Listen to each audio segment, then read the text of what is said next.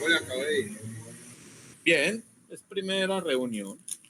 Ah, se les orinó en la cebolla. Que un loco, pues contarte una, no más gas, no más petróleo, no lo hace Venezuela.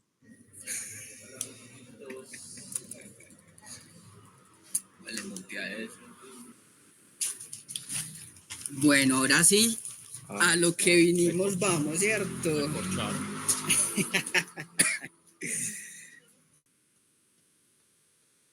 ¿No tenés un vasito más decente? Es que va a quedar esto. Bueno, empecemos pues. Bueno, hola, buenas noches. Buenas noches, don Julio, señores, ¿cómo está la mesa? Más a ver. Bien, ¿ustedes qué? Muy bien, muy bien. Acá nos estamos conectando, hombre, fortaleciendo. Catalina, Bueno, de una, muchas gracias, bienvenidos pues a esta conversación sobre ética en el trabajo y sobre todo entonces en la resolución de conflictos en el trabajo comunitario. Yo soy Danilo García, Julio Iván nos acompaña hoy, él es profesional social. Ya, Julio, presentate para que continuemos. Bueno, muy buenas noches para todos los que están como conectados y para los que vean pues como el video luego. Mi nombre es Julio Izaza, de formación soy administrador financiero. Me fui por la línea de las políticas públicas en cuanto pues a posgrados. Me gustó mucho ese mundo de pensar cómo ayudar y contribuir pues como a transformar el territorio. Entonces, digamos que si mi formación es en la administración, me fui por políticas públicas, por evaluación socioeconómica de proyectos, por ordenamiento territorial y sostenibilidad. Entonces, un gusto estar acá pues como con Danilo y con todos los compañeros pues que se conectan el día de hoy. Un gusto y saludos a donde estén. Bueno, también les tengo una propuesta y es que si tienen algo que aportar mientras Julio está en la conversación, mientras Julio está hablando, alzan la manito o abren el micrófono de una y respondemos pues como a las inquietudes y a lo que haya que plantear ahí, ¿cierto? Entonces, con base pues en el curso que estamos viendo, que es Ética en el Trabajo Comunitario, queremos tener esta conversación sobre ética pues en el camello de Julio y vamos a empezar entonces como para Julio qué es la ética, en su qué hacer, qué es la ética y cómo definís la ética ahí.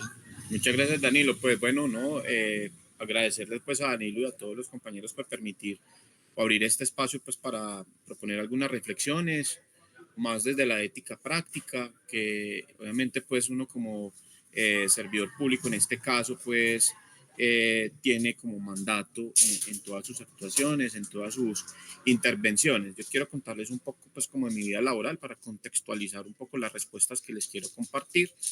Yo sé que algunas serán provocativas y podrán haber de pronto devoluciones y yo creo que de eso se trata. Y bueno, pues digamos que siempre he sido funcionario público, trabajé pues en la alcaldía de Amalfi en diferentes cargos, fui concejal también acá en el municipio de Amalfi, trabajé ahorita pues en un organismo de cooperación multilateral de las Naciones Unidas, específicamente con el PNUD, y también hice parte pues ahorita hago parte pues, de una empresa de servicios públicos como lo es EPM. Entonces, digamos que un poco para contarles de dónde vengo y por qué las respuestas que voy a plantear. Entonces, digamos que para mí la ética, Danilo, siempre será un arreglo digamos, un poco artificial de principios, de valores, que van orientando un poco como, o definen más bien un poco el marco de actuación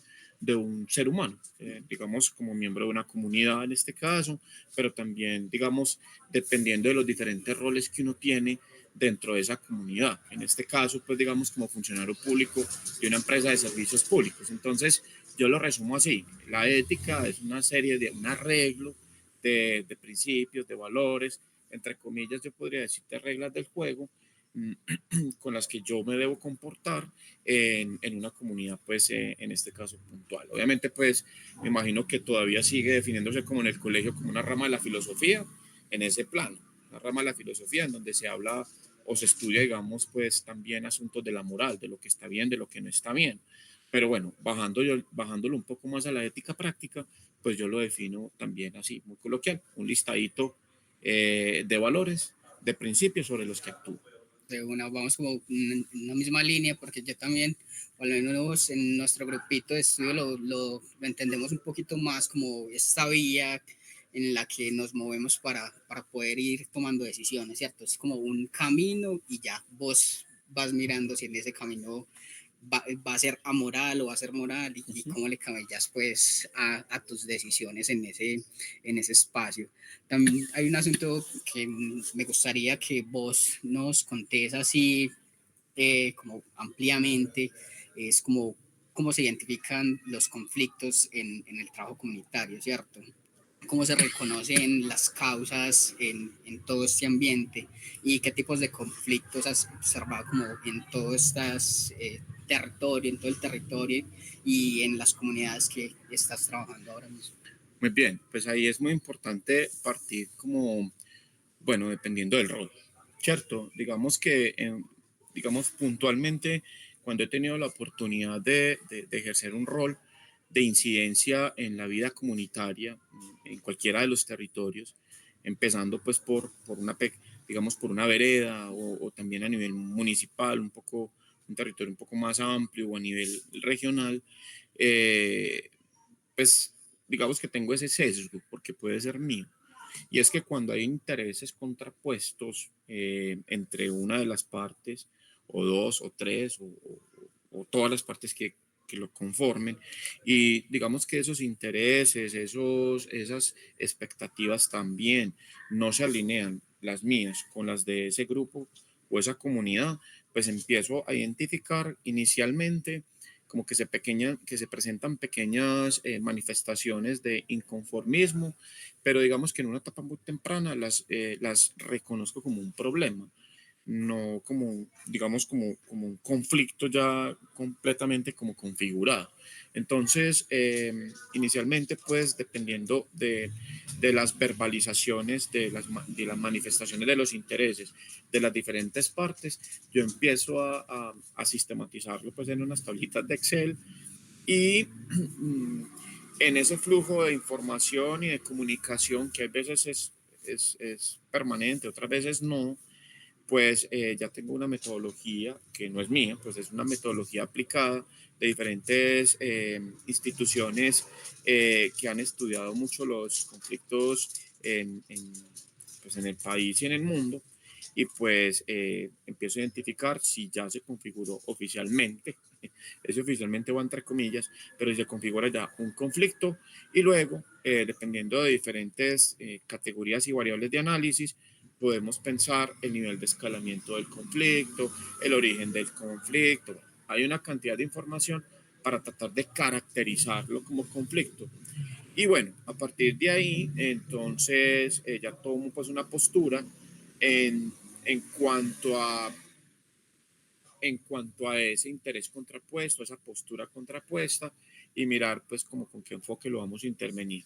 Hay un montón de propuestas dentro de la teoría. Básicamente nosotros ahorita pues desde la empresa en la que estoy hemos recibido bastante capacitación para tratar de hablar de procesos de transformación de los conflictos. Algunos de ellos son solubles, otros no tienen una salida, pues digamos, para resolverlo en palabras estrictas de que ya no exista pues como el conflicto, pero así se nos hace un llamado a, bueno, vamos a convivir como con estas diferencias, cómo hacemos para transformarlo en oportunidades para ambas partes y así todo no esté resuelto y sigan habiendo pues como intereses contrapuestos. Pero creo que como actores del territorio, en este caso como empresa de servicios públicos o en el pasado como una agencia de cooperación internacional o como ente del Estado, creo que es posible, digamos, con una adecuada gestión del conflicto, pues obviamente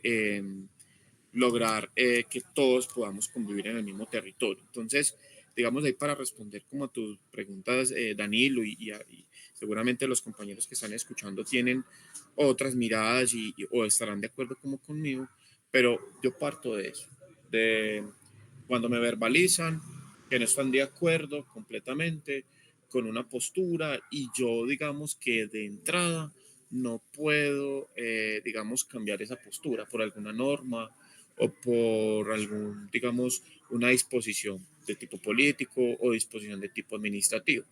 Hay una cosa muy ganadora de los conflictos, digamos, comunitarios, y es que como resultado de esos espacios de conversación, de trámite, de transformación del conflicto, por lo general, las partes logran avanzar y obtener ganancias, en el sentido de, por ejemplo, y seguramente ahorita podemos profundizar en eso, pero por ejemplo, cuando la empresa que yo, digamos, represento, con la que estoy trabajando ahora, tiene que intervenir en territorio por alguna actividad propia de un negocio, afectando a personas del territorio o afectando el medio ambiente de ese territorio, pues digamos que si bien la normatividad nos acompaña para hacer todo eso, las comunidades pueden presentar sus posiciones, digamos, contrarias o en oposición a nuestra intervención.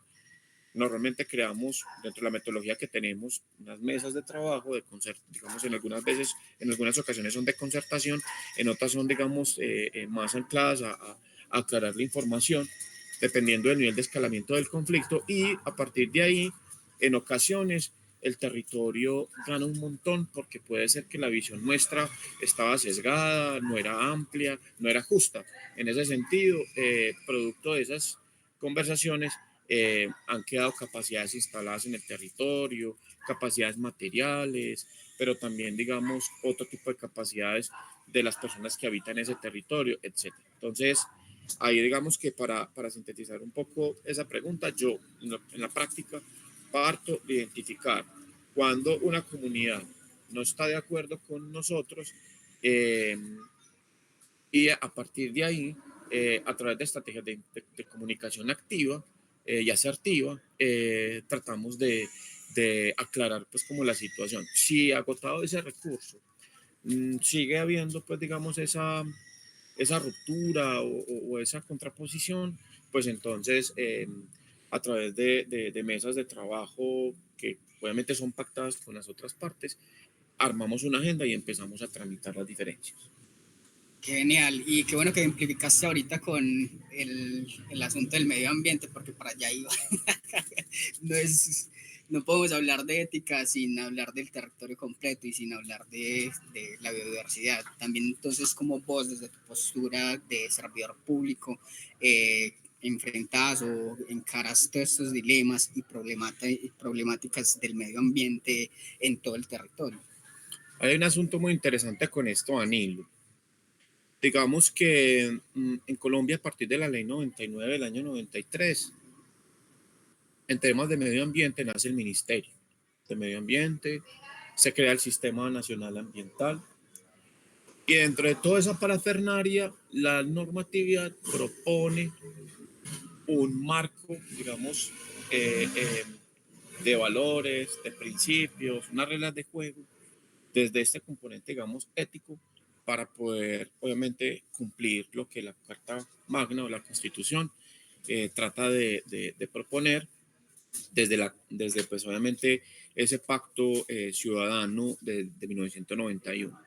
Ahí me parece importante hacer mención que en los diferentes espacios en los que he trabajado, ya sea alcaldía municipal, cooperación internacional, y en este caso una empresa de servicios públicos, pues siempre todas ellas tienen una plataforma, digamos, estratégica, y la plataforma estratégica Danilo, pues tiene un primer capítulo casi siempre donde se definen esos principios, esos valores, digamos como el marco de actuación va desde lo ético. Y ahí es claro que depende de los valores y los principios que cada una de esas entidades promueva, que se define parte de la forma en la que nos relacionamos con el medio ambiente. Yo ahorita en la empresa que estoy trabajando estoy a cargo, entre muchas cosas, de unas actividades de promoción de educación ambiental. Y ahí es muy importante mencionar que la educación ambiental es clave para generar, digamos, algunas capacidades en el territorio, por ejemplo, para la protección y la conservación del medio ambiente. La empresa para la que yo trabajo genera impactos negativos e impactos positivos. Y lo que dice esta ley de la que les estaba comentando al principio, la ley 99-93, es que venga, usted tiene un marco de actuación, unas reglas, defina también sus principios y sus valores de actuación como empresa y de esa manera trate de cumplir también esta normatividad.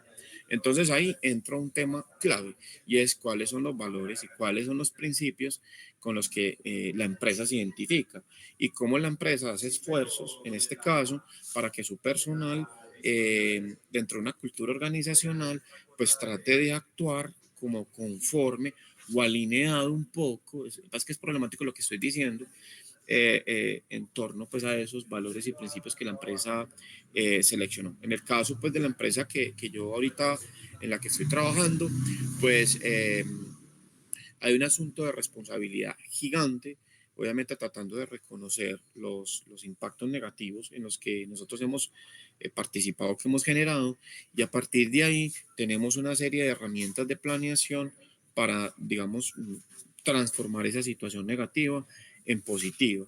En ese sentido, tenemos más de 48.000 hectáreas aquí en el territorio cercano de bosques que nosotros protegemos un poco para tratar de contribuir a una estrategia nacional de protección y conservación, no solamente de bosques, sino también de protección y conservación del recurso hídrico. Y digamos que somos una de las empresas, digamos, más importantes en el país en cuanto a no solamente a la generación de impactos negativos y positivos, sino en contribuciones al cuidado pues, de la naturaleza. Entonces, ¿por qué cuento como todo ese asunto?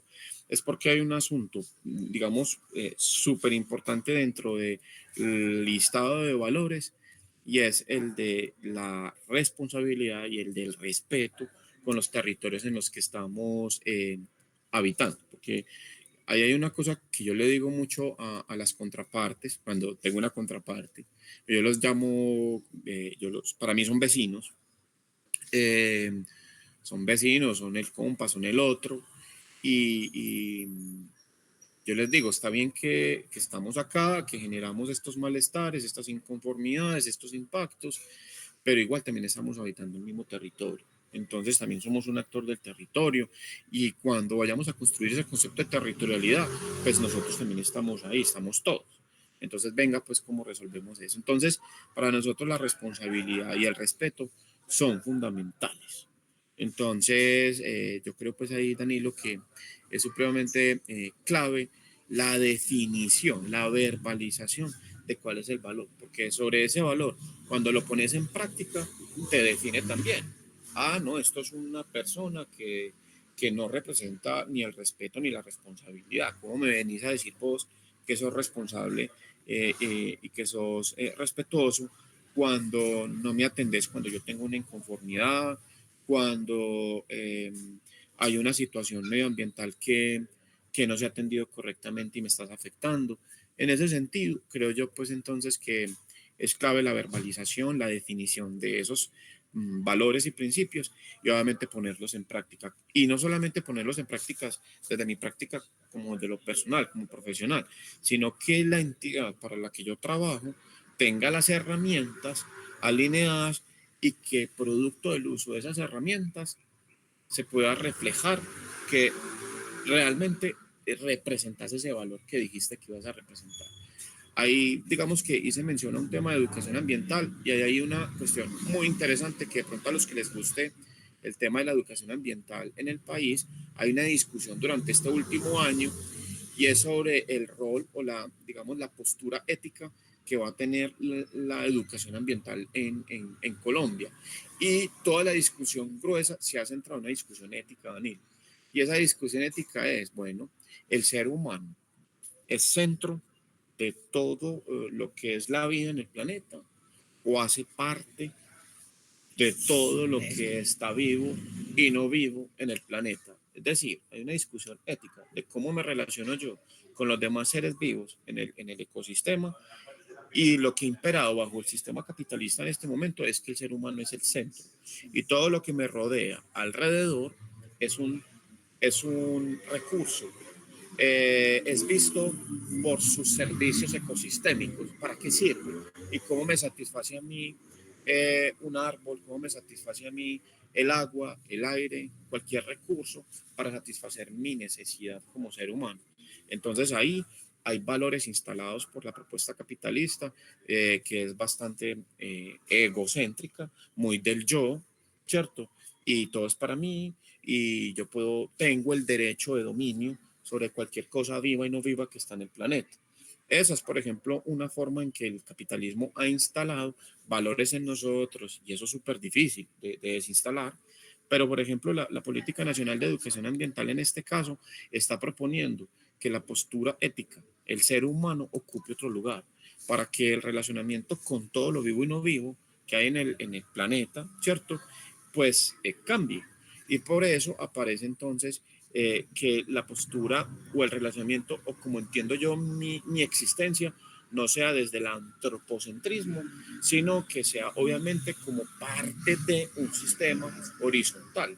Y eso obviamente va a cambiar, debe cambiar, o es lo que dice esa discusión, el debate que hay.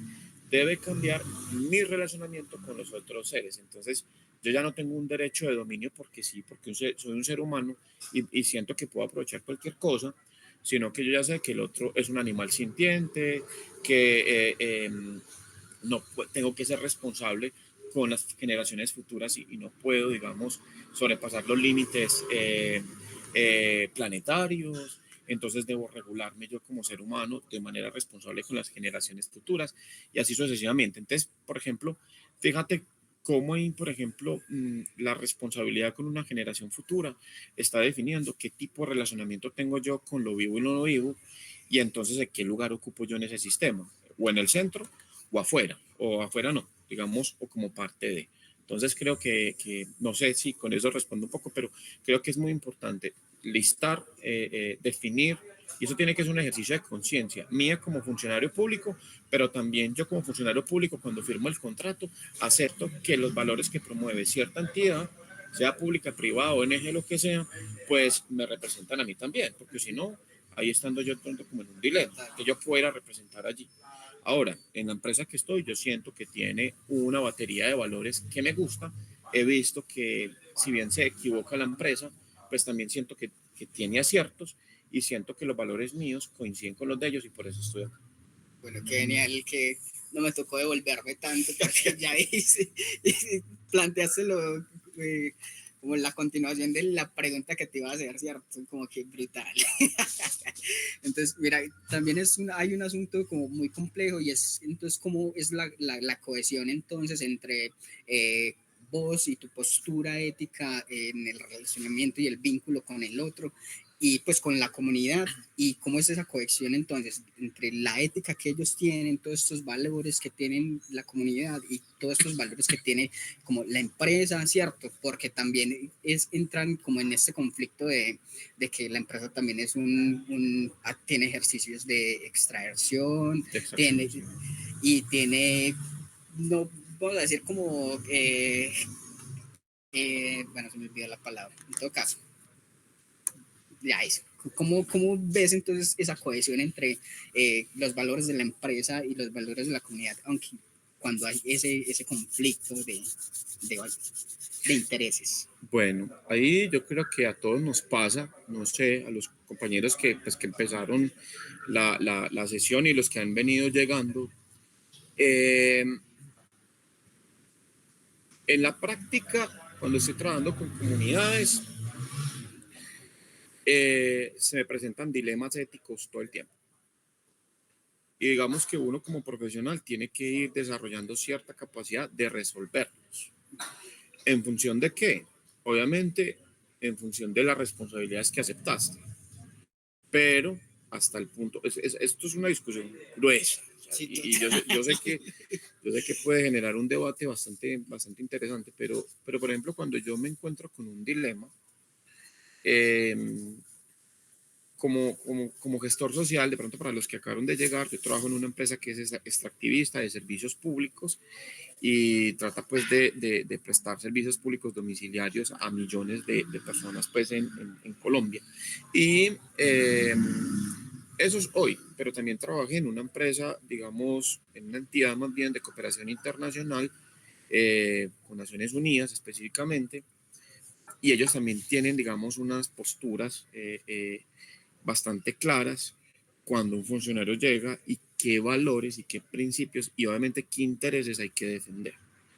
A mí me parece que cuando se presenta un dilema ético es un momento crítico en la jornada, es un momento crítico incluso en quiero seguir, no quiero seguir, porque muchas veces mis posturas no coinciden con los intereses que la empresa me dice debo defender, ¿cierto? Y en ocasiones siento que puede pasar que quien tiene la razón es la comunidad. Entonces ahí, ¿cómo lo resuelvo? Afortunadamente, dentro de la entidad hay gente que escucha. Mis jefes escuchan, son personas abiertas a eso. Por eso creo que es muy importante la sensibilidad de lo comunitario, que significa una comunidad, que de pronto un jefe haya ido a territorio, que haya pasado, pues digamos, como por todo ese camino largo de trabajar y construir con las comunidades, que no sea un jefe de escritorio. Cuando es un jefe de ese tipo o un gestor de ese tipo, yo me he encontrado que hay apertura. Entonces, ¿cómo se resuelve? La empresa también aprende, la empresa aprende. Entonces, uno como, por ejemplo, como rol social en este caso, que somos ese puente entre la empresa y las comunidades, uno a la comunidad le lleva la postura de la empresa, pero la empresa le lleva la postura de la comunidad. Entonces, en espacios de decisión, lo que se hace es, de acuerdo a evaluación de, digamos, la posibilidad jurídica que la empresa tiene de atender un reclamo, ¿cierto? Si tiene el presupuesto, entonces resuelvo el conflicto. Es decir, yo estoy de acuerdo con lo que dice la comunidad, creo los argumentos, se los expongo a mi jefe, la comunidad tiene la razón, obviamente hay que justificarlo muy bien, ¿cierto? Y está mediado por la manera en la que yo estoy interpretando el conflicto. Está mediado por mis propios valores personales, no solamente por los de la empresa.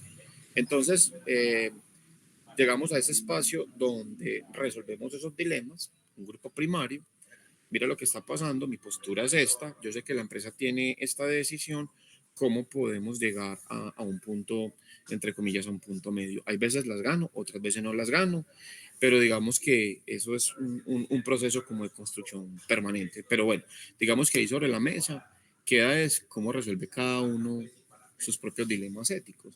Yo lo resuelvo de esa manera. Me conflictúo, escucho a la contraparte, me voy muy conflictuado para la oficina y en la oficina le expongo a mis compañeros sociales y luego lo escalamos a un grupo primario. Y allí, por fortuna, eso yo creo que es súper clave, mis jefes que también representan los valores, ¿cierto? Que uno firma en el contrato, que dice la cultura organizacional, pues encuentra uno eco. Y de esa manera, pues, uno se resuelve, en otros no, ¿cierto? Julio está guiando la conversación solito, como si supiera ya de qué vamos a hablar completamente, porque empezaste a hablar de dilemas éticos y uno de los principales, o al menos a mi parecer, es cómo se maneja la imparcialidad en todo el asunto, ¿cierto? En todo el relacionamiento con el otro y sobre todo entonces en todo este contexto ético y todo este tema ético, ¿cierto? Entonces, ¿vos cómo sentís que se puede como actuar desde la imparcialidad en, como en todo el medio del conflicto que haya, independientemente, pues, si es social, si es ambiental? Muy bien, depende del rol. Cuando uno representa, por ejemplo, al Estado, cuando uno representa, por ejemplo, a una empresa, yo considero que uno no es imparcial. Uno, digamos, ya como representa, tiene una camiseta puesta, uno representa ya un contrato, tiene digamos, encima, uno representa esos intereses y no hay una, digamos, una imparcialidad. Yo voy y presento la postura de la alcaldía en este caso, cuando trabajé en una alcaldía o de la empresa, ¿cierto? En ese sentido, no tramito el conflicto desde la imparcialidad, pero ahí es donde me aparece el dilema, porque claro, hay veces yo represento ese conflicto de la empresa, pero resulta que esa decisión, perdón, represento una decisión y una postura de la empresa o una postura del alcalde o de la alcaldesa o del Estado, pero resulta que eso no va con lo que yo creo. Entonces, bueno, sí, me toca ir a defenderlo, entro en conflicto porque es un dilema, pues claro, sí o no, es blanco-negro. Entonces, pues ya les conté ahorita cómo lo resuelvo, pero digamos que aquí mm, parto de que no actúo o no gestiono el conflicto desde la imparcialidad. Más bien lo que creo es un mecanismo, digamos, de alternancia, si se puede decir, de alternancia, en donde trato de entender, porque tampoco hay que abusar en que uno entiende plenamente lo que el otro dice, pero trato de interpretar lo que me dicen a las personas de las comunidades cuando tengo un conflicto para tramitarlo internamente dentro de la empresa. Y obviamente hay veces la línea, la empresa la corre o la alcaldía la corre, otras veces no. Pero nunca hay un ejercicio de imparcialidad, o al menos en los espacios en los que yo he trabajado, cuando es en representación del Estado y en este caso en representación de una empresa. Pero cuando trabajé en Naciones Unidas sí hay un mandato de imparcialidad y eso era súper estricto. Entonces, en el lenguaje que uno utiliza, en el lenguaje verbal, obviamente en el lenguaje físico, uno puede, digamos, decir muchas cosas. Entonces, recibíamos, digamos, formaciones, talleres permanentemente, porque participábamos en espacios comunitarios en conflicto, además de conflictos complejos, con lo que significa un conflicto complejo en una comunidad, y entonces en este rol sí había una imparcialidad. No se podía tomar ni siquiera partido por una u otra postura, lo que el mecanismo de Naciones Unidas trataba de implementar eran estrategias para la resolución o para el trámite o para la transformación del conflicto, dependiendo del rol. Me imagino que ustedes han visto por los diferentes roles que hay en la gestión de un conflicto, a veces como observadores, a veces como garantes, e incluso a veces como parte del conflicto. No queremos que los chalecos azules vengan acá porque representan los intereses de X o Y país. Entonces, digamos que dependiendo del rol, en este caso concreto, desde las Naciones Unidas, sí tuve la oportunidad de ayudar a gestionar uno, dos, tres conflictos, pero desde la imparcialidad. Pero yo creo, no sé qué pensarán los colegas que están, los compañeros que están viendo la transmisión, si es posible desde una representación de una empresa o desde el Estado, tramitar un conflicto bajo un principio, pues digamos, de imparcialidad. Yo lo veo un poco difícil, pues porque yo cuando soy parte tengo una postura, no soy imparcial. No sé si de pronto lo entiendo mal, pero más o menos así lo he tramitado yo. Dale, hay un asunto pues que me ha rayado la cabeza un montón todo el tiempo y es que los medios, sea el que sea, por más independiente que se crea o tengan su filosofía, siempre va a ser, pues, o al menos el que los que yo he visto, ¿cierto? Siempre o no se toman su rol de simplemente narrar o informar, siempre tienen que tomar papel. Por ejemplo, en el mundo del cine hay un montón de gente blanquita queriendo narrar el Chocó. Hay un montón de gente blanquita con todos sus privilegios encima, queriendo narrar pues la situación del Chocó que es tan tesa, tan densa, pues y no nos vamos tan lejos también, pues aquí gente queriendo narrar el cañón. El cañón es para allí. Entonces es eso, como que ahí es también entra el dilema ético profesional de qué papel estoy tomando yo, qué papel estoy tomando yo en todo este asunto de narrar mi territorio desde la imagen o desde cualquier situación, ¿cierto? Uh-huh. Hay otro asunto pues que ya necesitaríamos como tu consejito pues y es vos qué herramientas usas para la resolución de conflictos, cómo proveer a la gente estrategias para resolver conflictos y qué técnicas puedes como usar para asegurar entonces que las voces de la gente sean escuchadas, que la opinión de las personas sean escuchadas y se tengan como en cuenta. Bueno, hay muchos. Si uno googlea o le pide a Meta o a ChatGPT o a cualquiera de estas cosas, le sacan un listado grande, pues, como de, digamos, de técnicas, de artefactos, o sea, de herramientas que le ayudan a uno a ordenar las ideas. Yo creo que uno debe armarse primero que todo una cajita de herramientas metodológicas, mm, lograr el hábito para entender siempre qué son los conflictos. Hay muchas miradas a los conflictos, entonces creo que una herramienta, un consejo pues que yo mismo me doy también todos los días es siempre leer cómo interpretar un conflicto, qué es una comunidad, leer sobre las comunidades, aprender constantemente porque, como les decía, uno se vuelve el interlocutor de las comunidades al interior de la organización, sea alcaldía o sea empresa, pero a la vez uno tiene que también mediar en lenguajes y en formas, porque uno representa los intereses de una empresa ante una comunidad. Entonces, digamos que a mí personalmente, las técnicas que más he venido estudiando, hay un señor de apellido Ulrich, ahorita les doy el apellido, se me escapa el apellido, pero Ulrich es uno de los precursores del eficientismo y de la inteligencia emocional. Yo tenía un sesgo con ese tipo de literatura, no me gustaba. Pero cuando uno tramita conflictos, cuando uno trabaja con comunidades, son tan diversas, son tan ricas, que a uno como persona que interviene, y además eso ya es bastante brusco, intervenir, es un concepto también problemático, eh, pues en ese contexto, en ese medio, debes desarrollar ciertas capacidades para lograr, digamos, tramitar el conflicto que surge o lograr el proyecto que tenés. No siempre tiene que ser un proyecto, perdón, un conflicto, puede ser también un proyecto. Entonces, la inteligencia emocional, leer sobre inteligencia emocional me parece supremamente clave. Hay muchas charlas TED sobre esto. Hay mucha bibliografía de cómo fortalecer y cómo desarrollar la inteligencia emocional. Porque yo les comparto pues como algunas de mis experiencias.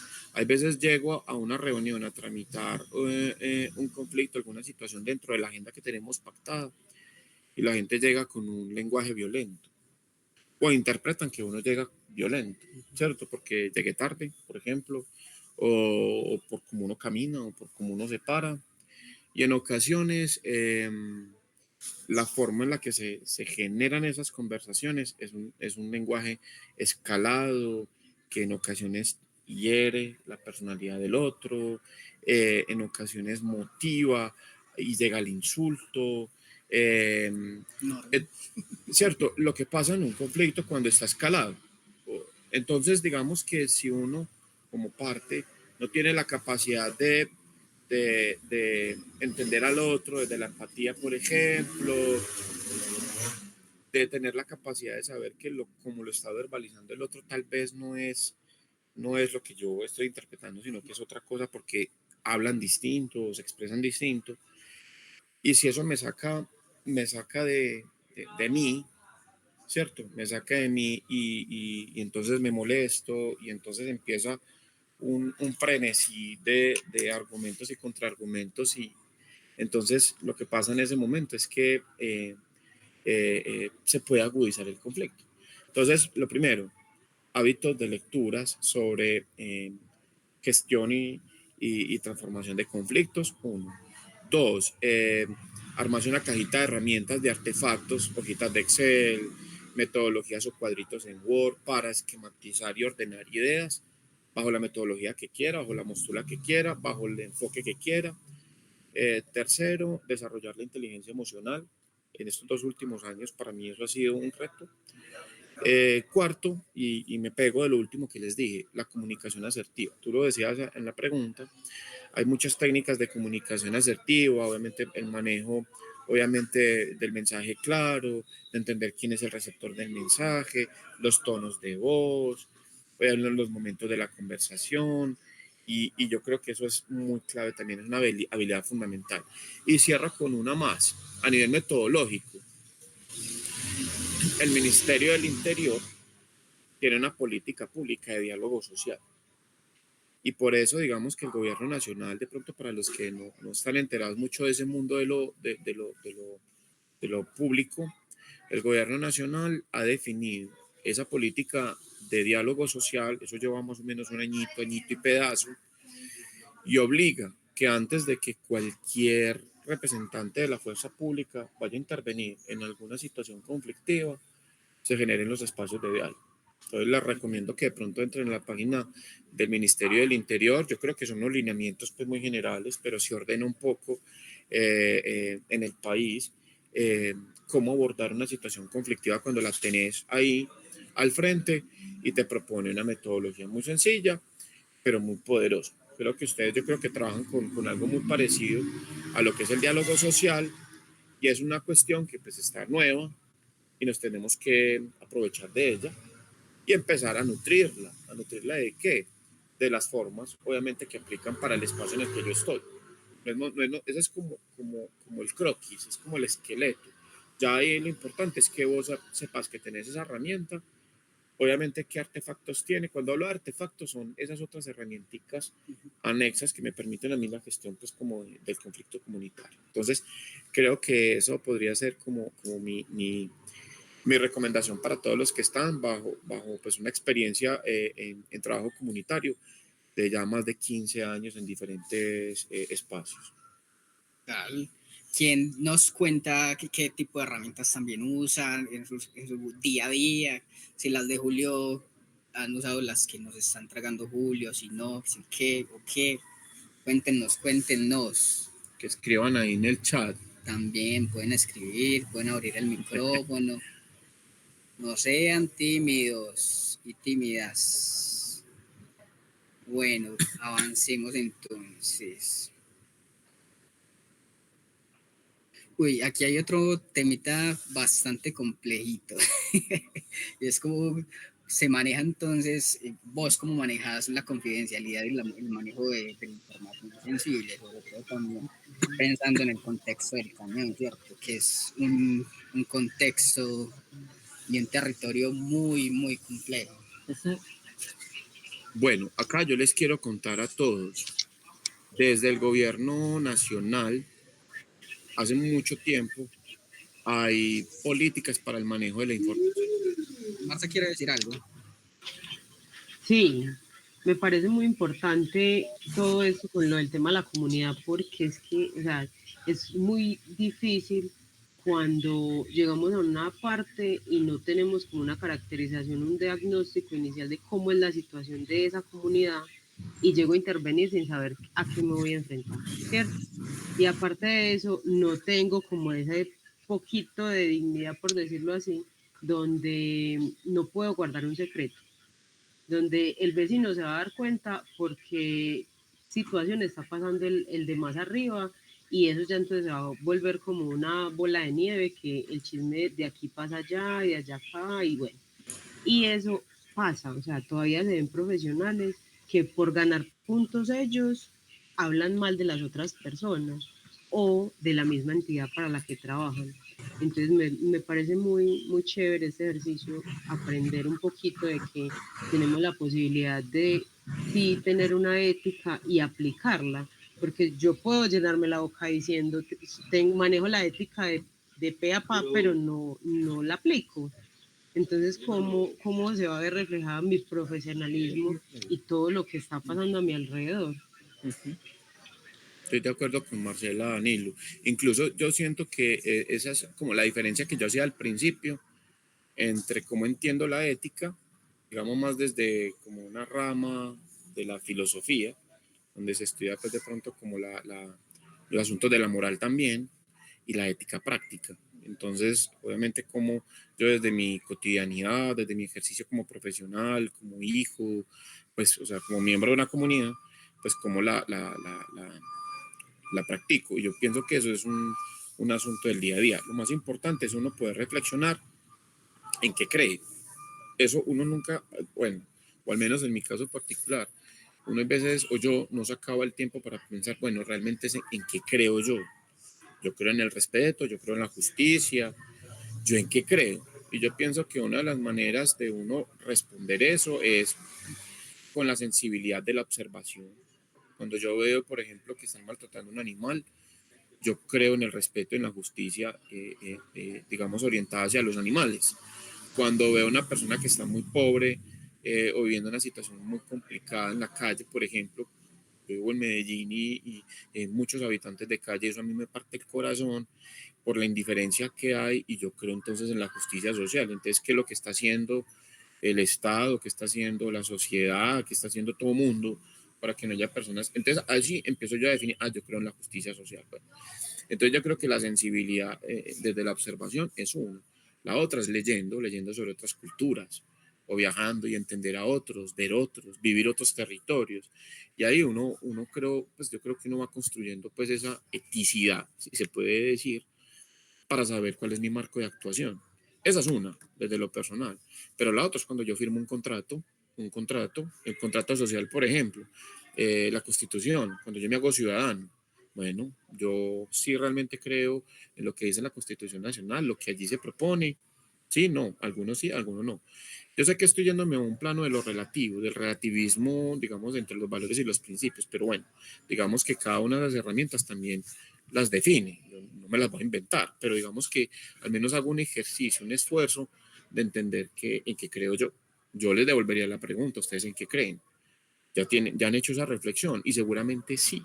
Pero entonces ahí es como uno reconoce el valor, digamos, el valor puro, el valor madre, y a partir de ahí defino en la mayoría de los casos o siempre actuar bajo ese principio. Entonces ahí es donde yo me vuelvo a la pregunta, creo que era la pregunta 3 o 4, empiezan a aparecer los dilemas.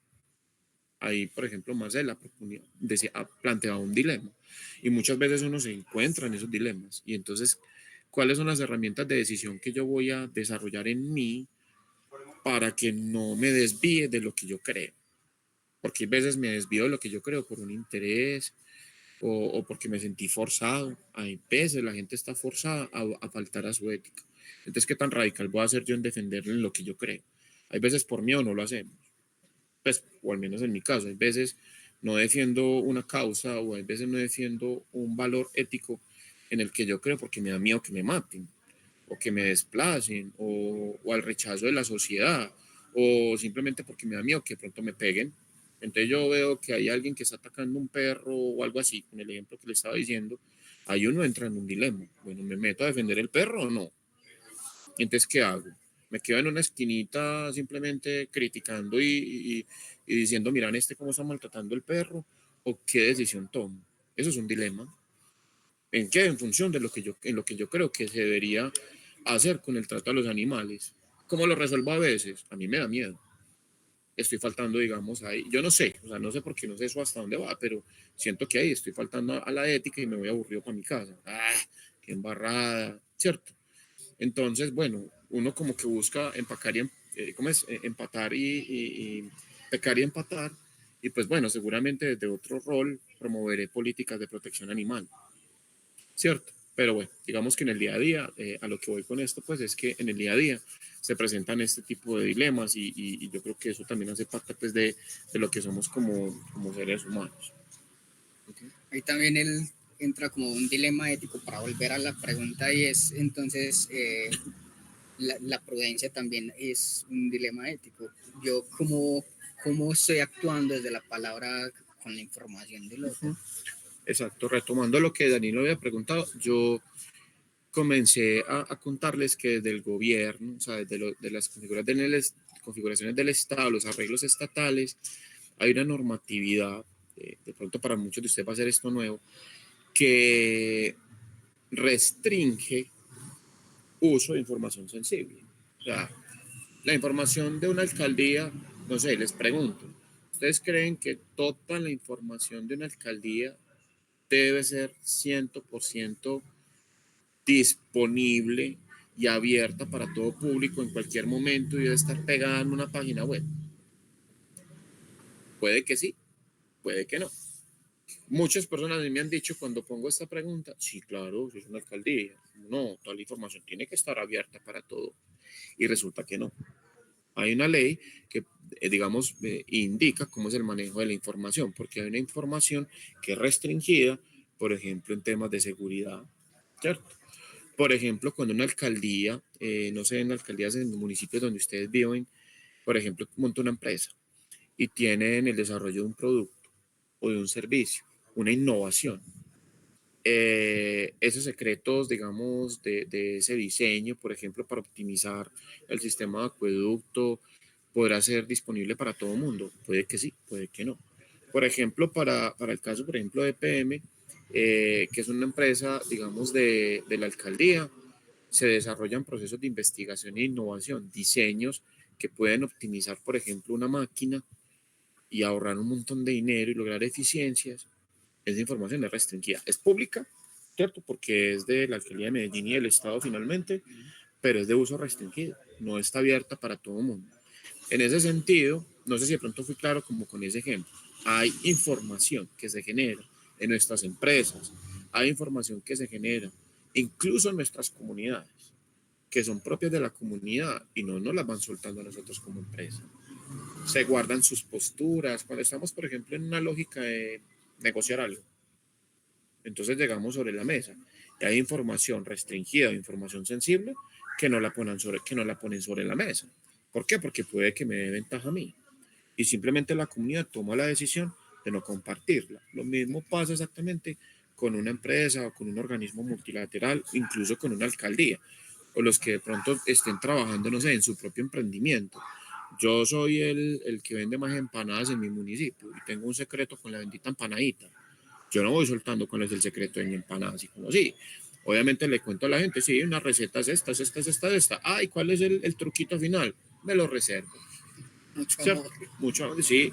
Digamos que este es un caso pues un poco forzado, pues porque es un asunto más de interés privado, pero cuando son intereses comunitarios los que están mediados ahí, nosotros, digamos, de los diferentes roles que hemos, en los que he trabajado, hay información que es ultra sensible y simplemente a través de herramientas de comunicación del lenguaje, uno responde a esas inquietudes sin violentar unos acuerdos que uno, digamos un acuerdo no, unos compromisos que uno adquiere cuando firma un contrato y que además están amparados por la normatividad.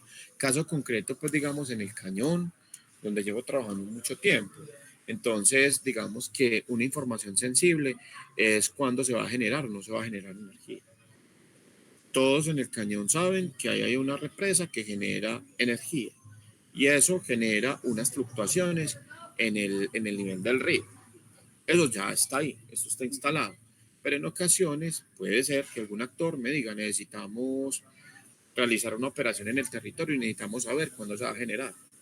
Porque si se va a generar, no podemos hacer esa actividad. Yo no puedo responder eso. Y cuando se genera un conflicto por eso, yo les explico, es que no tengo ni el rango ni el poder y además la ley, digamos, protege ese tipo de situaciones, salvo cuando hay, por ejemplo, una situación humanitaria. Cuando hay una situación humanitaria, tenemos unos arreglos también con el orden nacional, con el orden departamental, entran las comunidades, entran las alcaldías, armamos una cadena, una ruta de confirmaciones y a partir de esa ruta de confirmaciones se puede entregar eventualmente cierta información, sobre todo si es para salvar vidas. Y hay posturas políticas que no se pueden como dañar tampoco, no se pueden soltar nunca, pues. Pero sí, eso es dilema de la prudencia con la información también es bastante complejita y sobre todo pues en pueblos chiquitos como este, ¿cierto? Bueno, pasemos de una vez a esto ya. Vos cómo construir esos acuerdos que se sostengan en el tiempo con la comunidad y que no sea pues obviamente desde la imposición, sino que sea desde el vínculo completo. Yo lo resumo en algo muy cortico. Escuchamos, nos escuchamos, pactamos y cumplimos. Digamos que es muy importante en esa estrategia de diálogo social, cuando estoy tramitando un conflicto con una comunidad, pues entender muy bien todas las cuestiones que nos tienen en esa situación, de parte y parte. Después de escucharnos, venga, pactemos, acordemos una agenda, cómo lo vamos a tramitar, cómo se resuelve esto, horizonte de tiempo, obviamente, todo eso se pacta ahí. El qué, el cómo, el cuándo, el con quiénes. ¿cierto? Y finalmente viene la parte del reto más grande y es cumplir. Ahí yo les confieso, es súper difícil, porque a veces no tiene una expectativa de cumplir lo que se pactó en el corto plazo y aparece cualquier tipo de dificultad en el camino. Pero bueno, digamos que yo tengo esa metodología, escucho, pacto y cumplo. Y si esas tres cuestiones, digamos, se llevaron a cabo bien llevados, en la mayoría de los casos el conflicto o se resuelve o se transforma a una situación distinta. Se desescala, por ejemplo, Ujú. puedo operar, puedo estar en el territorio bajo estas condiciones, en fin. Genial, genial, genial. Y el otro asunto también es como el otro acepta, pues el otro, me refiero a la comunidad, cómo acepta entonces ese tipo de acuerdos que ustedes mismos hacen, ¿cierto? Para que no hayan malentendidos futuros, para que todo esté muy claro y haya muchas claridades en las garantías y las soluciones que se les pueden dar, ¿cierto? Es clave la participación, Danilo. Ustedes, por ejemplo, que están ahorita formándose en todo este pregrado, yo creo que una cuestión que siempre tiene que cruzar todas las actuaciones nuestras en el territorio deben ser garantizando la participación con información, con transparencia. O sea, si, en mi opinión, siempre con la verdad. Obviamente no tengo que compartir absolutamente toda la información sensible. No, pero tampoco decir mentiras. Simplemente no te puedo compartir esa información, pero aún teniendo esa restricción de información, venga, resolvamos este asunto, escuchemos, nos pactemos y obviamente vamos a cumplir. Eso es un ejercicio iterativo, permanente. Entonces vuelvo y me escucho, vuelvo y pacto y vuelvo y me voy a la parte de cumplir. Cuando me estoy demorando un montón, vienen nuevamente los reclamos.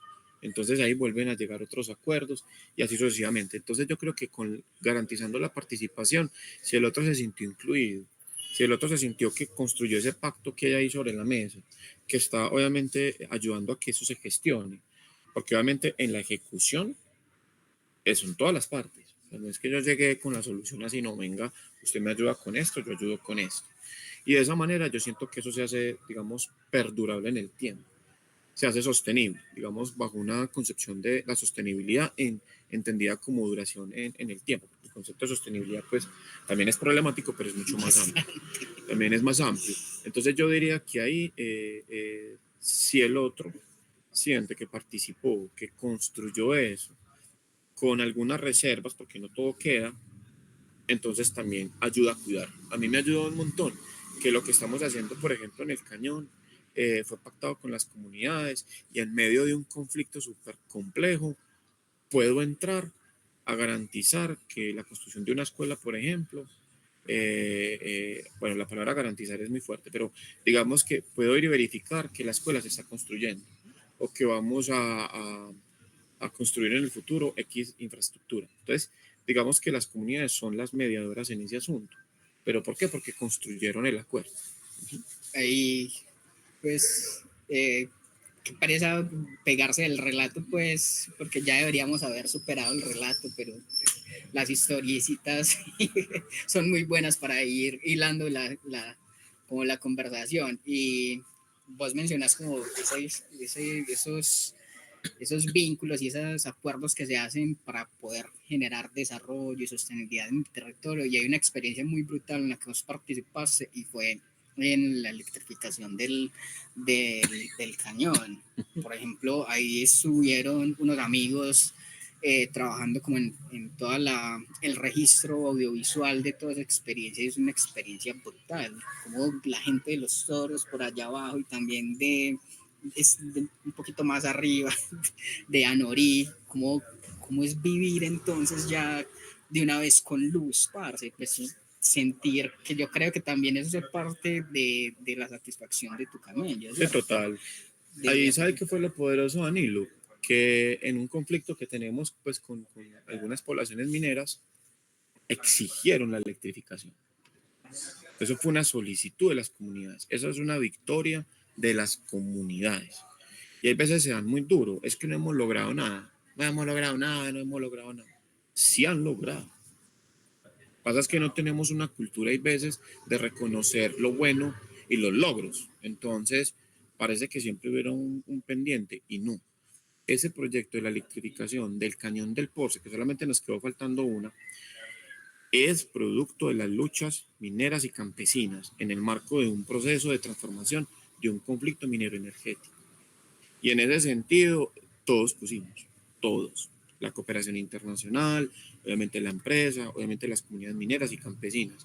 Y entre todos se logró electrificar parte del cañón. Lo que pasa es que la demanda va aumentando y todavía hay gente que está esperando su electrificación, pero pasaron de la oscuridad a la luz. Ahorita, ¿qué conflictos se vienen generando? Los que todavía no la tienen se pegan, entonces, bueno, hay que ir y resolver eso. Otro conflicto es que es muy cara. Bueno, entonces venga, miramos eso cómo se resuelve, porque otro conflicto es que a veces se cae mucho. ¿Por qué se cae? Entonces venga, pues resolvamos. Otro conflicto, pero porque no ha llegado a los otros, pero ya está la luz ahí. Y eso yo se lo reconozco siempre a los mineros con los que trabajo, y eso es logro de hechos. Claro, es que hay un docu muy lindo, ese docu es hermoso, hermoso. Yo se los pongo por ahí en estos días que no lo encontré.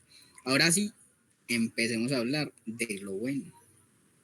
¿Qué lecciones has aprendido? ¿Qué logros y sentís que en todos estos 50 años de trabajo comunitario que tenés, ¿qué casos prácticos también has podido decir como que, güey, puta, por eso estoy haciendo esto, por eso estoy trabajando con esta gente de raca, con esta gente que quiere camellar y que puede y que quiere camellar en comunidad?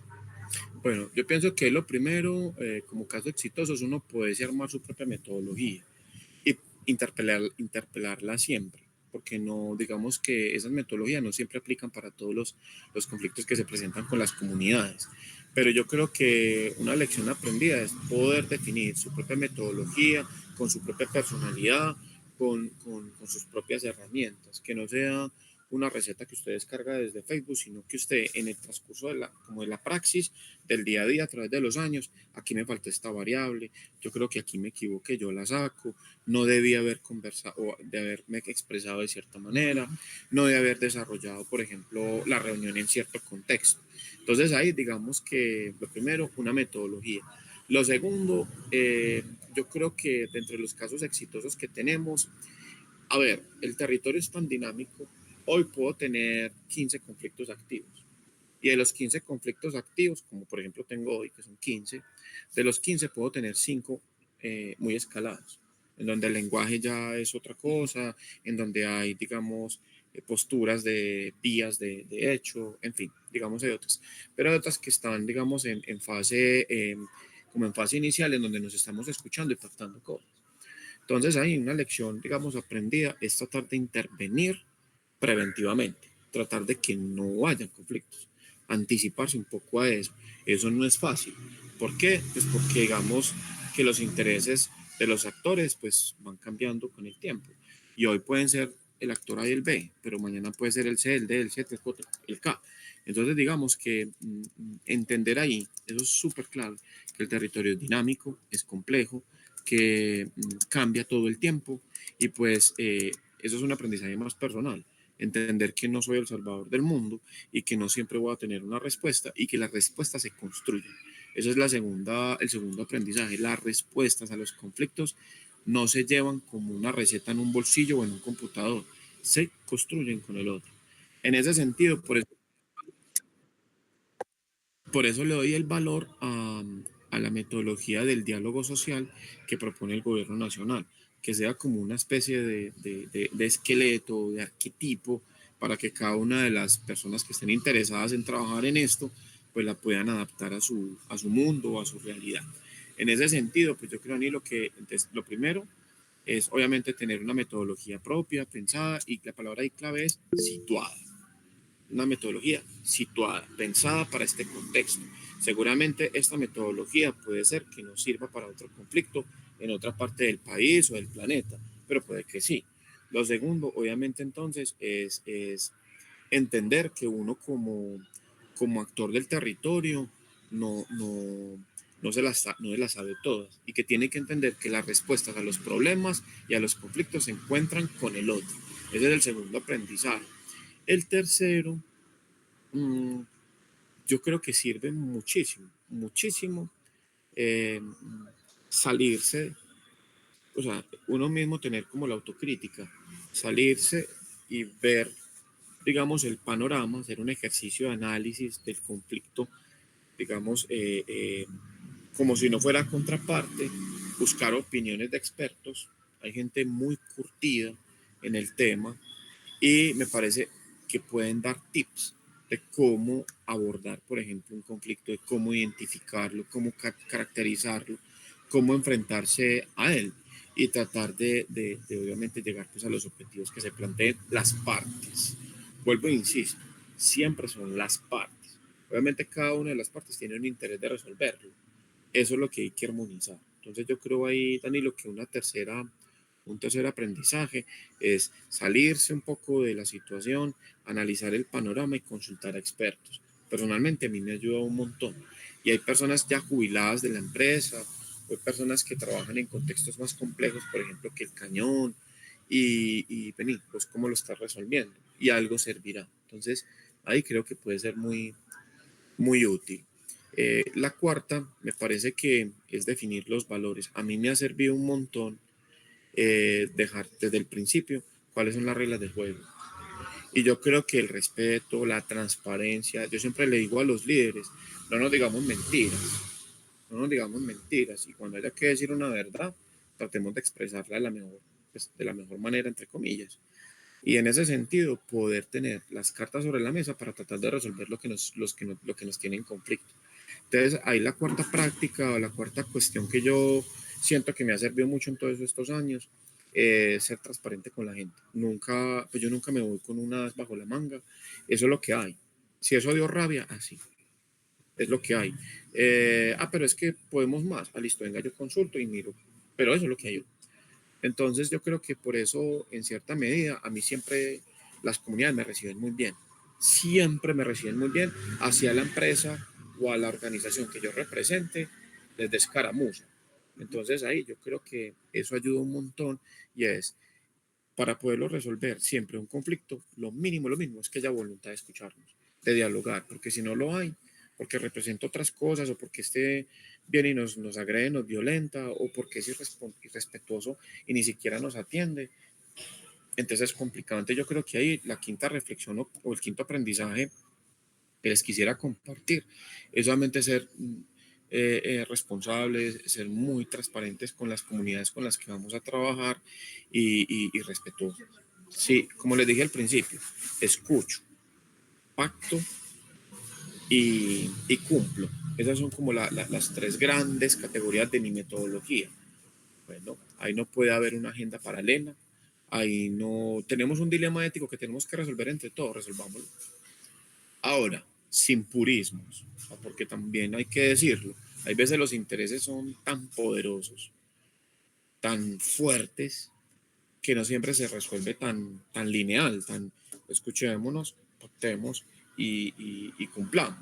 Hay conflictos que a veces no tienen asidero y es como un remolino, como una cosa caótica, se mueve para todas las direcciones. Entonces, digamos que ahí es en función del tiempo. Vamos a tener que encontrar las partes en algún momento, el punto donde nos vamos a sentar. Yo tengo, por ejemplo, algunas situaciones conflictivas que todavía no tienen una mesa de diálogo, todavía no la tienen. Y hay otras que ya tienen una mesa de diálogo muy madura y todavía no hemos logrado resolver absolutamente nada. Entonces también es decirles a ustedes, eso es un aprendizaje, no hay una fórmula lineal, no siempre todo es como tan receta, y ahí uno tiene que tener la capacidad de la creatividad, de adaptarse, digamos, a nuevas circunstancias. Hoy el ambiente estaba muy bueno, pero mañana se pudrió, entonces mañana me salieron 20 conflictos, pero puede ser que en 20 días se desescalaron todos por alguna situación natural o que yo hice, y ya las condiciones son otras. Entonces, digamos que esos son como los 5 grandes como aprendizajes, Danilo. En cuanto a retos, yo creo que hay un reto para todos los que estamos acá, que estamos ustedes que están estudiando eso y que estudiamos el territorio permanentemente. Digamos, el mundo, yo siento que está enfrentando una situación de crisis, creo en la crisis climática, y yo siento que la crisis climática va a mediar las actuaciones nuestras en el corto y mediano plazo. Entonces yo pienso que hay que pensar en diferentes metodologías que estén orientadas a la transformación restaurativa, por ejemplo. Yo pienso que tenemos que pensar en metodologías de adaptabilidad, porque el mundo cambió y la situación está pues muy complicada. En ese sentido, pues yo creo que el reto como profesionales va a ser, bueno, cómo vamos a gestionar conflictos en un escenario tan complejo, pues en términos climáticos como el que estamos viviendo. Yo creo que ese es un gran reto monumental que se nos viene a todos. Uy, total, total. Bueno, abrimos un espaciecito para que le hagamos preguntitas a Julio Iván. ¿Quién tiene alguna preguntita por ahí, muchachos, muchachas? Si las hay, pues. Ah, sí las hay, claro. Conta Ferney. Para todos, estuve escuchando pues como a raticos porque venía el mote, entonces no daba como para escuchar, pero sí escuché partecitas. Qué bueno que esta transmisión o este evento se dio. Por ejemplo, nosotros, yo particularmente, en la comunidad, tenemos algo y es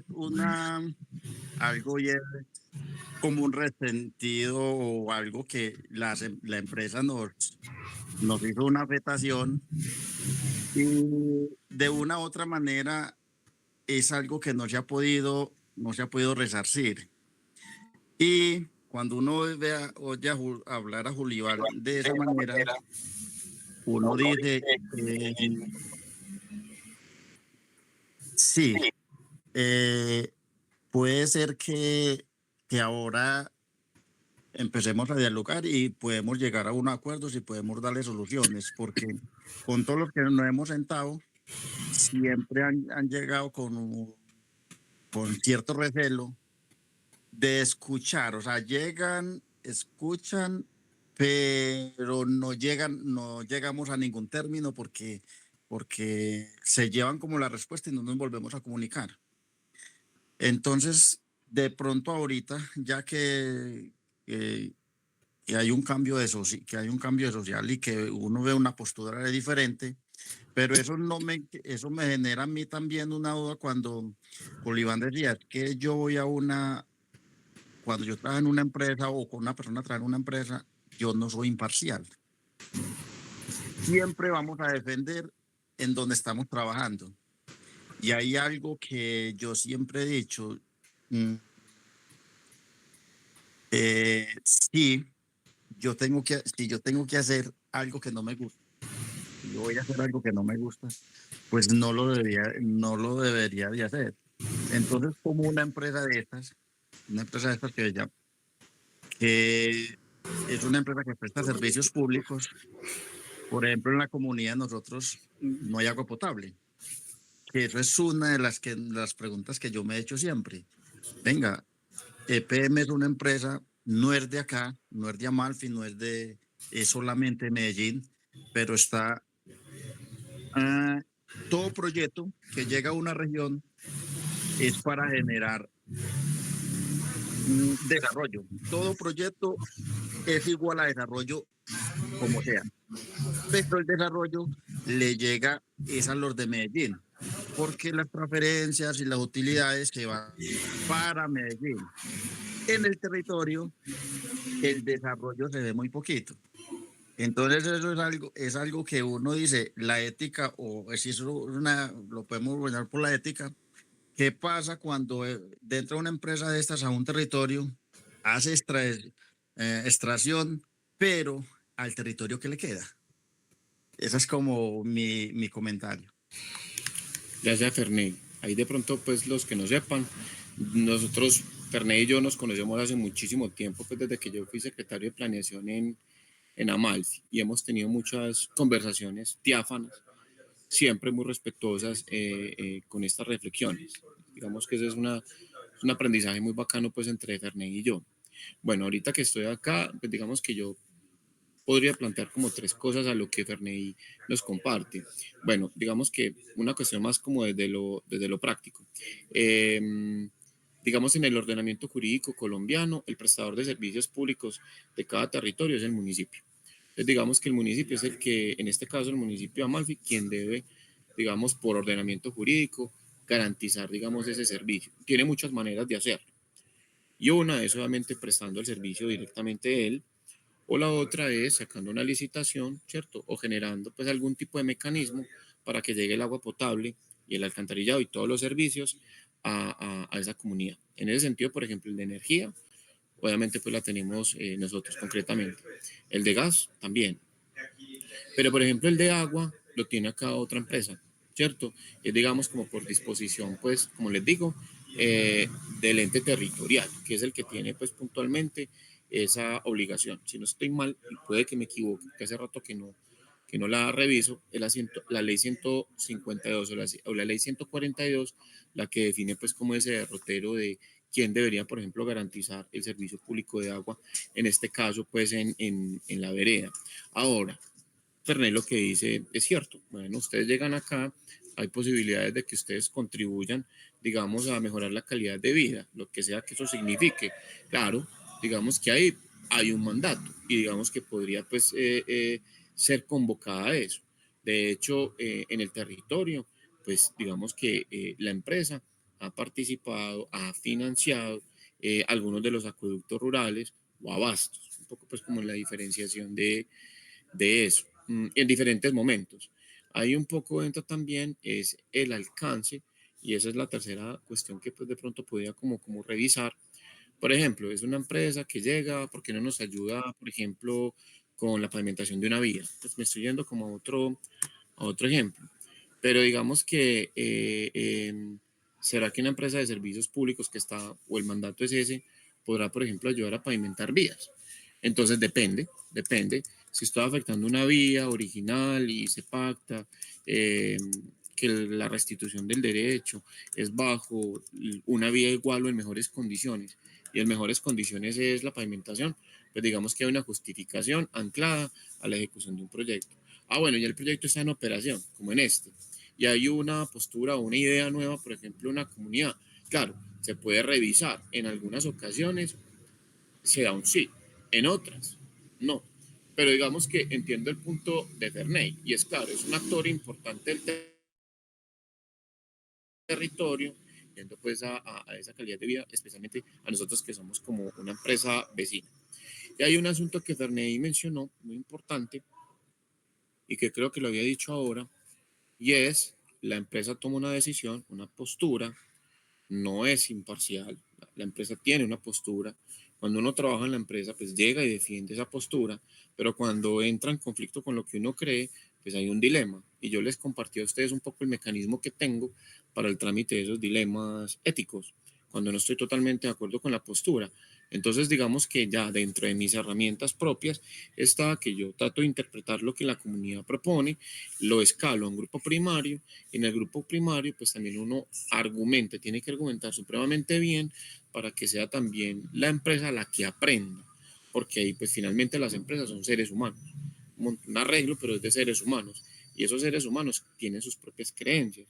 Entonces hay, por ejemplo, colegas, directivos, miembros pues, de la organización que tienen una postura hacia cierto tipo de intervención y por eso dan línea.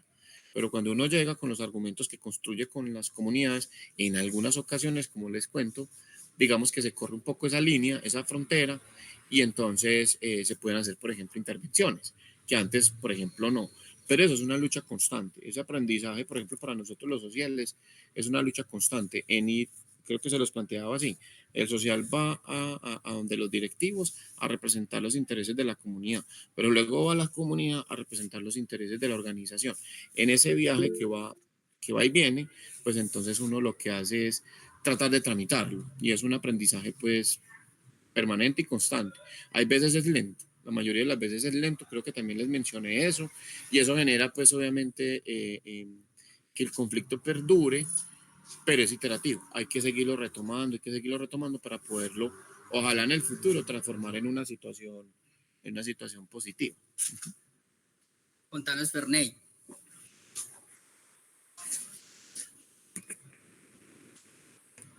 Levantaste la mano, Ferney, ¿o qué? ¿Quieres decir algo más?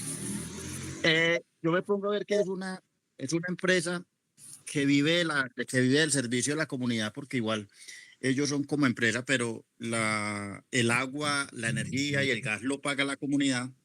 Pero pienso que a veces son como muy indiferentes. O sea, ellos se hacen como muy aparte. Yo soy el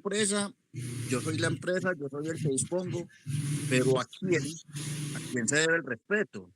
Yo creo que el respeto se debe a la comunidad, que es la que presta servicio. Y a mí sí me preocupa y es que, por ejemplo, una organización que llegue una empresa a hacer un proyecto y haya una organización, pero esa organización con el tiempo se vaya yendo, se vaya diluyendo porque tuvieron que desplazar gente.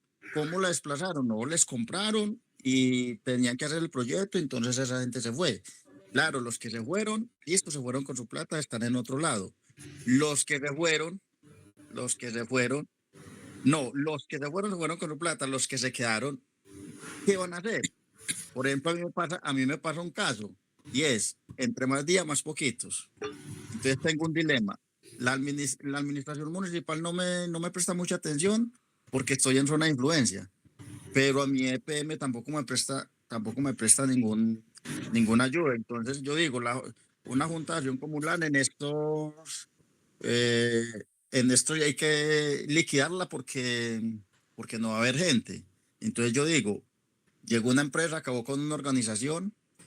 Es muy difícil sacar recursos por el municipio porque a los municipios, a las empresas les interesa es mover indicadores y cuando yo voy a hacer un proyecto de 50 millones o 60 millones de pesos, pero escasamente me mueve por ahí, son 25 30 personas, entonces es muy difícil.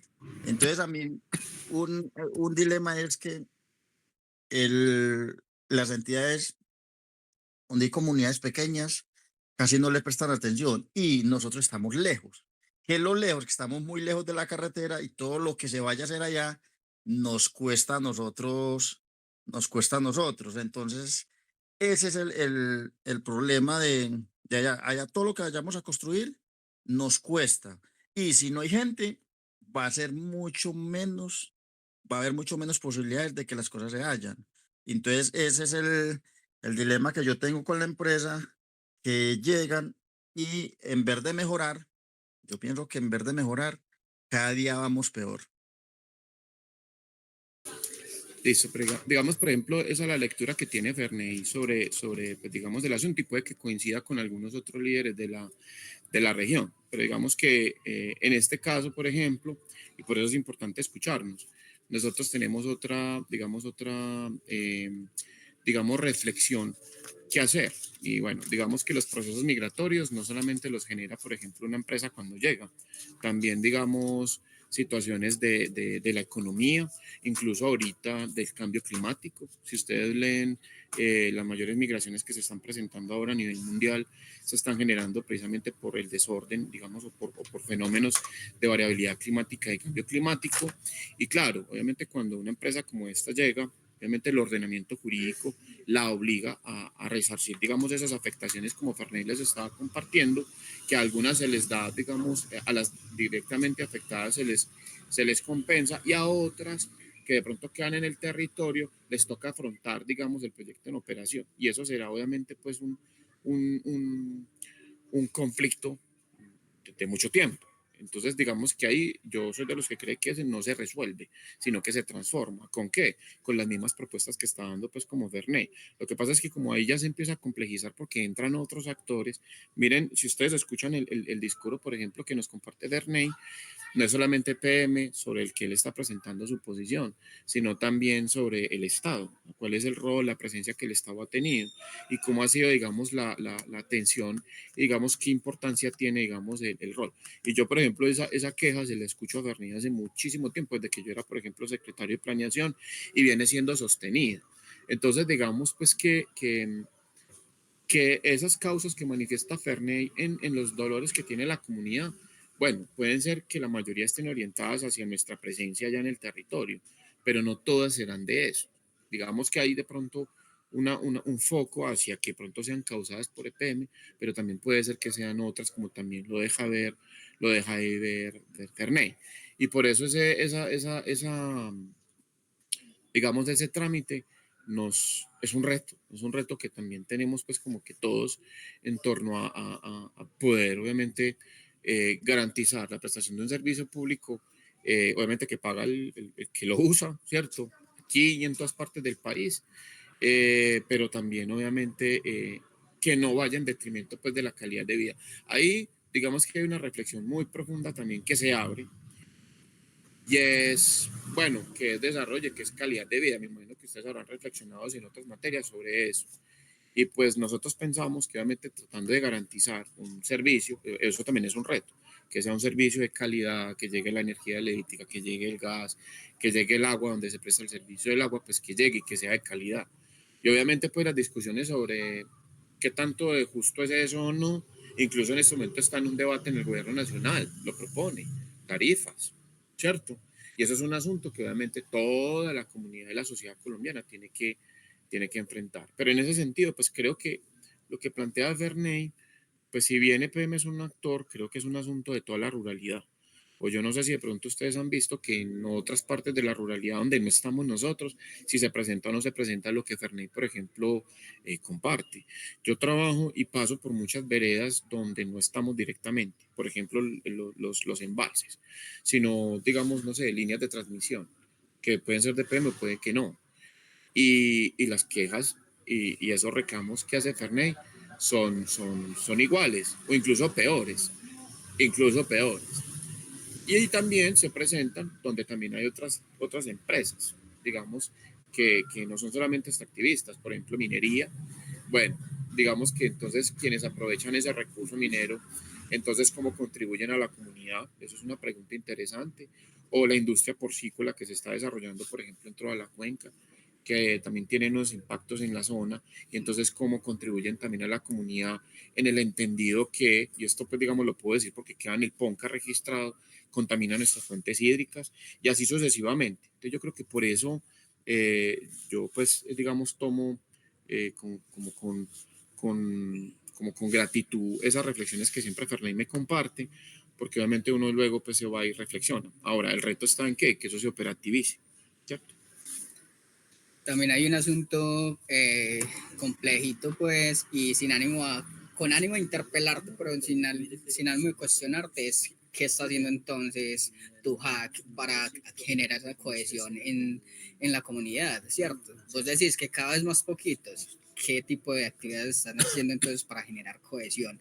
Y simplemente no estar como que, ay, EPM es el que, y la alcaldía son los que nos tienen que generar asegurarnos ciertas cosas, pero entonces, ¿qué tipo de proyectos están lanzando ustedes también a la gobernación? ¿Qué tipo de situaciones están también ustedes haciendo para generar como cierta estabilidad como en la zona? ¿Sí o qué? No sé si alguien tenga más preguntas o algo.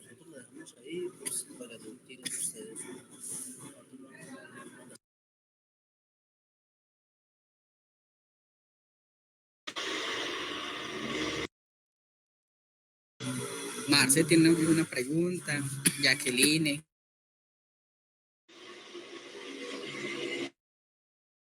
Pues pregunta como tal, no, sería como agradecer el espacio porque es donde no solamente ampliamos nuestro conocimiento sobre la ética, sino que también reforzamos algunos aspectos que nos ha tocado vivir o que hemos tocado en clase o que hemos pasado pues por una comunidad que ha tenido sus conflictos. Entonces es muy gratificante pues escuchar muchas opiniones sobre el caso y además también pues porque lo tenemos que aprender a aplicar no solamente para la vida cotidiana, sino también cuando estemos trabajando en comunidad. Parce, total. Yo siento también que esta conversación con Julio, fuera de como toda la cátedra que hemos recibido de la mano de Camilo, pues, o de Camilo, nos ha mostrado un montón de situaciones que vivimos el día a día en la calle, ¿cierto?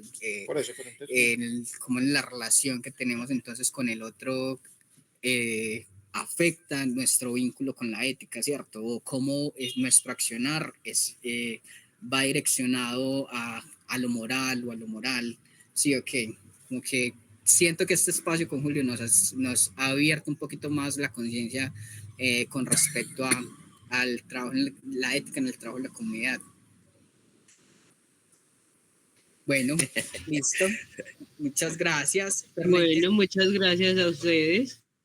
Bueno, Estuvo no, muy chévere la charla. yo solamente quería pues como desearles muchos éxitos en lo que les queda pues del pregrado, a quienes se van a dedicar pues obviamente a trabajar en sus territorios. Yo admiro demasiado a los líderes pues del campo, o a los que trabajan en la ruralidad pues colombiana, porque sé lo difícil, pues me ha tocado pues un poco ver en estos años lo difícil que es ese rol. Entonces, pues no, a los que se decidieron a trabajar en la ruralidad, pues no, muchos éxitos en eso. Y en este tema pues como de la ética, como les comentaba yo, muy importante pues poder conocerse uno y saber en qué cree uno y poder definir como ese marco de actuación pues como propio. Listo, de mucha suerte en eso. De una, agradecemos a Julio y a ustedes por la asistencia. Muchas gracias, Ole. Chaito. Que estén muy bien. Bueno, chao.